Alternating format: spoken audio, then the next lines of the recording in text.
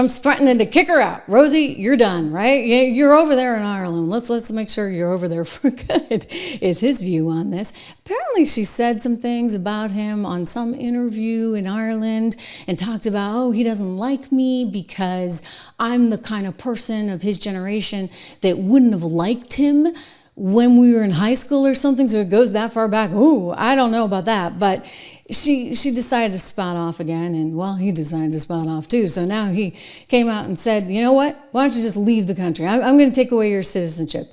Technically, he can't do it. He knows that too. But I think, like, you know, maybe he felt like people needed a distraction from the Epstein stuff over the weekend. He was asked about Rosie O'Donnell outside on the tarmac today. Let's hear his comments. 97.3. So Rosie O'Donnell, she went on Chris Cuomo's show recently. She blamed you for the fact that she's overweight, depressed, and drunk. What do you say to that? Do you think PDS is going to ever be a DSM-5 diagnosis? I don't know about Rosie. I watch Rosie. Rosie's a mess. She's a mess. But she left our country, which is a good thing, not a bad thing. Okay, she's a mess. And she's out of here, at least for now. The podcast that they're referring to is actually Chris Cuomo, you know, brother of Andrew, that's going to be running again. He announced it today. Take a look at this. She really does seem like she's not doing too well. During his first go-round, it was very difficult, and I got myself into some bad places. You know, I was very, very depressed. I was overeating. I was over-drinking. I was so depressed, Chris. I can't, it hurt my heart that America believed the lies about him. And then it broke my heart to be in a business that creates and sells those lies for profit. You know, it was very heavy, to tell you the truth.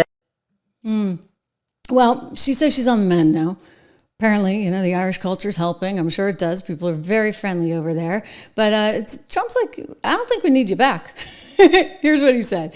Because of the fact that Rosie O'Donnell is not in the best interest of our great country, I'm giving serious consideration to taking away her citizenship. She is a threat to humanity and should remain in the wonderful country of Ireland if they want her.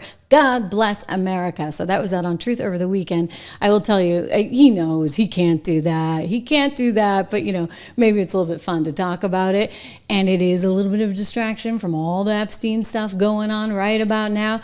But I don't know. We'll see. Ireland, could she get citizenship over there? I wonder. They're pretty tough on that. They're very strict. Hey, everybody's strict except for us. The president of Ireland was recently asked about Rosie moving there. He didn't even know who she was. Watch. Ireland is known for very happy, fun-loving people. Great attitude, many in this room right now that I've met. Why in the world would you let Rosie O'Donnell move to Ireland? I think she's going to lower your happiness level. It's true. Thank you. I like that question. Mr. Do you know you know who she is? Yeah. No, he doesn't know who she is. You're better off not knowing. You're better off not knowing, he says. So that was well played. But don't forget, this is a feud that goes way back, way back. It got brought up when Fox tried to kind of take him down. They weren't so crazy about Donald Trump running back in 2016. And one of their hosts asked some pretty pointed questions. He played it off pretty brilliantly, kind of with a laugh, but it was wild. Remember? Let me take you back in time. Mr. Trump, one of the things people love about you is you speak your mind and you don't use a politician's filter. However, that is not without its downsides, in particular when it comes to women. You've called women you don't like fat pigs, dogs, slobs, and disgusting animals. Your Twitter account... Only Rosie O'Donnell. No, it wasn't.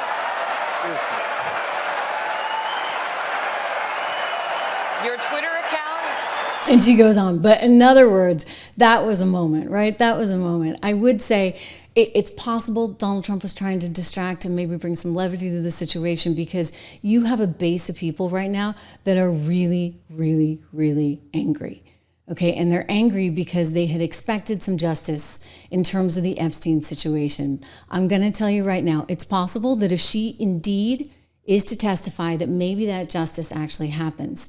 This is not an easy one for the Trump administration to negotiate. And what I would say is I've never really, as long as I've covered him, I've never seen the base so fired up against him at this moment in time. Granted, they get mad from time to time, and we all do, right? But this is one that is sort of taking on a life of its own, and it's very risky, frankly, for the party and for Donald Trump right now. And I think he has to pay attention to this base. He understands this base, and they're not going to be satiated. They're not going to be satiated until they really have better clarity. And, I don't know how you do this. Maybe you just need to come out and say what it is. Like, maybe, okay, he was an intel op or this, that, and the other. Maybe some of this needs to get admitted. Maybe if this Maxwell woman comes forward and testifies, we'll get some greater clarity. But I don't think she's going to do it. Guys, like this, if this is as bad as we think it is, it's like case closed. Like, there's stuff that you're not going to see. I don't know why Pam told us she had thousands and thousands of pages and tens of thousands of hours of tape. But like, as much as you want to scapegoat her, like, this is bigger, okay? This is bigger. And so my frustration is, I don't know if we're really going to see things not, maybe not for 20, 30, 40 years.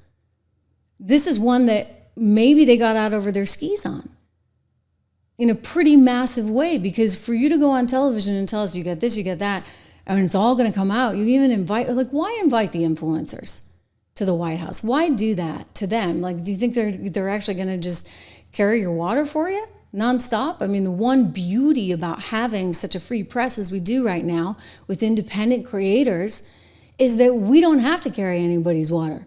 We can say exactly what we think when we want to say it, right? And that's a very different kind of media than historically administrations have been used to. And think about this.